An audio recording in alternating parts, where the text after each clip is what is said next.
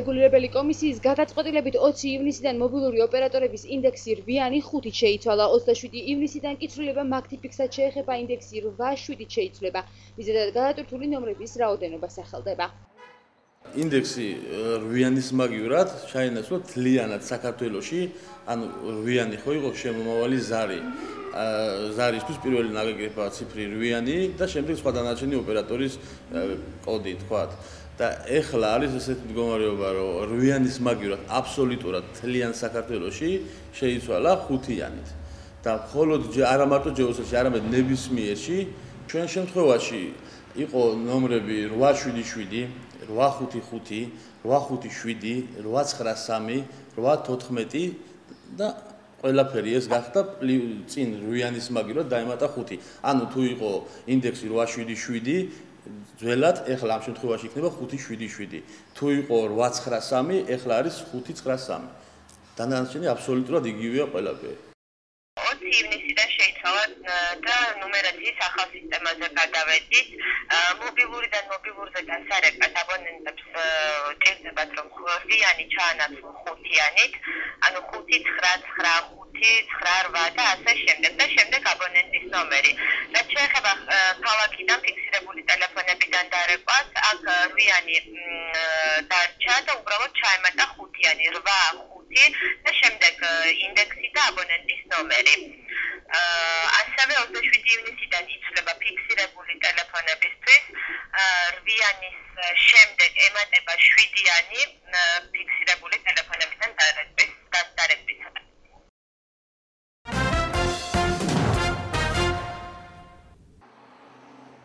Nezaret Komisiyasının kararı ile iyunun 20'sinden mobil operatorların 8 indeksi 5 ile əvəz olunur. İyunun 27'sinden ise değişiklik Magtifix'e de daxil ediləcək. Onun 8 indeksi 7 ile əvəz olunacaq. Değişikliyə səbəb isə nömrələrin miqdarıdır. İndeksi 8-yanis magivrad.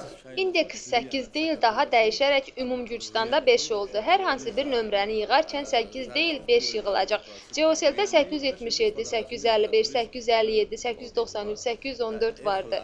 İndi bütün bunların əvəzinə 8 yox 5 əlavə olunacaq. 877 idisə 577, 855 idisə 555, 893 idisə 593 oldu. Qalan hər şey eyni olduğu kimi qalır.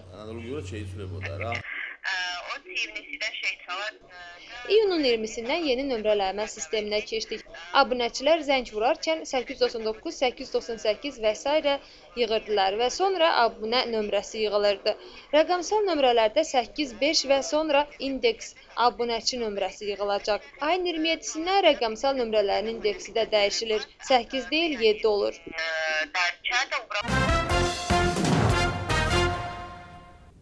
თბილისში საქართველოს მუსულმანთა კავშირი შეიქმნა ორგანიზაციის ხელმძღვანელად ჯუმა მეჩეთის ყოფილი მმართველი დაინიშნა ვაგიფ ახბეროვი პრიორიტეტად საქართველოში არსებული ყველა მეჩეთის დარეგისტრირებას და ზოგიერთი მათგანის ისტორიულ ძეგლად გამოცხადებას ისახავს. ასევე საქართველოში მუსულმანური რელიგიის მეკაში და მედინაში მგზავრობის გაადვილებაზე იზრუნებს. პირველი ყოვლისა ეს იყო უფალის ნება, რომ უფალმა ინება ეს ყველაფერი რომ მომხდარიყო. მაგრამ ეს უნდა მომხდარიყო უფრო 1-10 წლის წინ უფრო. დავაგმიანით, მაგრამ არა უშავს. ჩვენ უფალმა ესე ინება, როგორც მე უკვე ვთქვი. რამოდენიმე საკითხი ამასთან დაკავშირებით. ერთადერთი ეს არის სოციალური. ანუ ის პრობლემები, რომელიც დაკავშირებულია მეჩეთებთან. ის პრობლემები, რომელიც ატარებდა ის ვთქვათ ორგანიზაციები, ეგრეთ წოდებული ორგანიზაციები, რელიგიური ორგანიზაციები, რომელიც რაღაც თვითონ საქართველოში ისლამის გაუმჯობესებას რო გააკეთოს იმისთვის, რომ ვთქვათ აქ პირობები მუსლიმების კარგი ყოფილიყო. 97% საქართველოში მეჩეთები არის ძალიან ცუდ მდგომარეობაში.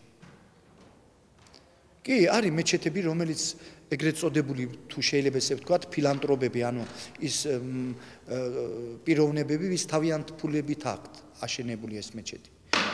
არის ადგილი, სადაც ვთქვათ, ნაკვეთი აქვს ნაყიდი და აუშენებია მეჩეთი. ღმერთმა დალოცოს და გაახაროს ისინი და მაგათი ოჯახები. ჩვენ ამას არ შევეხებით და პირიქით ხელს შევუწყობთ მოსახლეობასაც და მაგათ იმ ხალხს, ვინც იმ სოფლებში აშენებულია, რომ არავითარი პრობლემები არ შეიქმნას. დანარჩენი მეჩეთები გავა ბალანსზე, საქართველოს მუსულმანთა სამმართველოს ბალანსზე, იქნება ჩვენ განკარგულებაში და როგორ ვიმუშავეთ, ღვთისწყალობით ხალხი და ჩვენი მოსახლეობა მას ნახავს. საგარეო საქმეთა მინისტრი და მისი თანამშრომლები იმუშავებს და მუშაობენ იმაზე, რომ ჩვენი კვოტები საუდის არაბეთიდან დაგვიბრუნდეს კანონიერი და ჩვენ საქართველოს მუსლიმური მოსახლეობა ისარგებლობს თავისი როგორც მორალური, ზნეობრივი, ეგრე კონსტიტუციური უფლებებით, რომელიც ისლამი ანიჭებს მაგას, როგორც ყველა მუსლიმი თავის ცხოვრებაში ერთხელ საშუალების დაგვარად უნდა ჩაატაროს პილიგრიმობა, ანუ არაბულად როგორც ქვია ხაჯი, ანუ ერთხელ მაინც უნდა იყოს მექაში. ხო და ეს პირობები ჩვენი სახელმწიფო, საგარეო საქმეთა სამინისტრო და ხელისუფლება ხელს გვიწვევს. Tiflisdə Gürcüstan Müsəlmanları İdarəsi yarandı. Təşkilata 12 il Cümə məscidində molla kimi fəaliyyət göstərən Hacı Vaqif Əkbərov şeyx təyin olundu. Vaqif Əkbərov deyir ki, onun qarşısında duran ilk məsələ Gürcüstanda olan məscidləri qeydiyyatdan keçirmək, bəzilərinin tarix abidələri fonduna daxil etdirmək və həccə gedən insanların səyahətini asanlaşdırmaqdır. Bizim idarəmizi dünya tanıyacaq. Yəni birinci növbədə qeydiyyatdan keçəcək bütün məscidlər.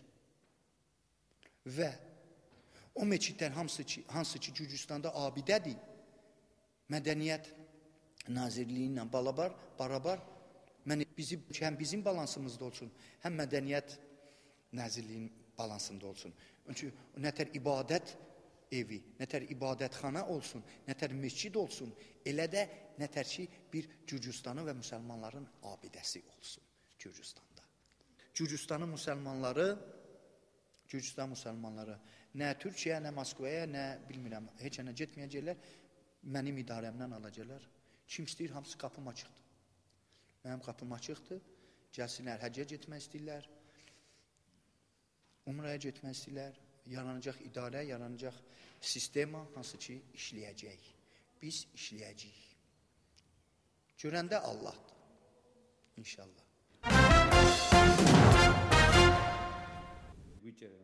მარნეულის მუნიციპალიტეტის საკრებულოს ინიციატივით შეწყდილი პასუხისმგებლობის საზოგადოება მარნეულის სოფწყალი დაარსდა. მისი ხელმძღვანელი კი მუნიციპალიტეტის ეკონომიკისა და ინფრასტრუქტურის განვითარების სამსახურის ყოფილი ხელმძღვანელი გერონტი სივსივაძეა. მისი განცხადებით, აღნიშნული სამსახური მარნეულში შემავალ გარკვეულ სოფლებზე სასმელი წყლის მომარაგებასა და ექსპლუატაციაზე იზრუნებს. ძალიან ბევრ სოფელში მოხდა როგორც ძველის რეაბილიტაცია, ასევე ახალი წყალგაყვანილობის, ახალი მასალებით, ახალი ტექნოლოგიებით, ამ შემდეგ მაგალითად შეგვიძლია ჩვენ დავასახელოთ თამარისის სოფელ თამარისში თავიდან ბოლომდე მთლიანად პოლიეთილენის მილებით მოხდა სათავე ნაგებობის რეაბილიტაცია, რომელიც დაახლოებით 80-იან წლების დასაწყისში იყო აშენებული. რეაბილიტაციის მიზანი არის წყალმომარაგებელ მოსახლეობას ქალაქებს მიეწოდოს წყალი შესაბამისი ხარისხის და საჭირო რაოდენობით. დაისვა საკითხი, რომ შექმნილიყო აღნიშნული სპეციალიზებული, ასე რომ ვთქვათ, სამსახური, შესაძლებელი საზოგადოება დაფუძნდა თამარისის, შაუმიანის, სადახლოს და კაჩაგანის ტერიტორიული ადმინისტრაციული ერთეულის შემოვალ სოფლების ლოკალური წყალმომარაგების სისტემების ბაზაზე. პერსპექტივაში არის გათვალისწინებული სხვა დანარჩენი სოფლების, იმ სოფლების, რომელთაც თქვათ არ არის ისეთი სისტემა მოწესრიგებული, მაგრამ მოწესრიგდეს ის და მაგალითად შეგვიძლია დავასახელო კასიმოვის ტერიტორიულ შემავალ სოფლებს. Marneuli Bələdiyyəsinin təşəbbüsü ilə kənd suları adlı məhdud məsuliyyətli cəmiyyət yarandı. Onun direktoru isə bələdiyyənin keçmiş iqtisadi inkişaf və infrastruktura xidmətinin rəhbəri Geronti Sivsivadzedir. Onun sözlərinə görə bu xidmət Marneuli kəndlərində su sisteminə və onun eksploatasiyasına nəzarət edəcək. ძალიან ბევრ სოფელში მოხდა. Kəndlərdə köhnə və yeni su sistemlərinin reabilitasiyasına başlandı. Məsələn, Tamaris kəndinin 80-ci illərdə salınmış su sistemi və mənbəyi reabilitasiya olundu. Məqsəd əhaliyə keyfiyyətli və gərəkli qədər su verməkdir. Tamaris, Şaumyan, Sadaxlı və Qaçağan ərazi birliklərinə daxil olan kəndlərdə məhdud məsuliyyətli cəmiyyət yarandı ki, o lokal su sisteminə xidmət edir. Gələcək planlarımızda Qasımlı və digər kəndlərdə su sistemlərinə xidmət mərkəzlərini yaratmaqdır.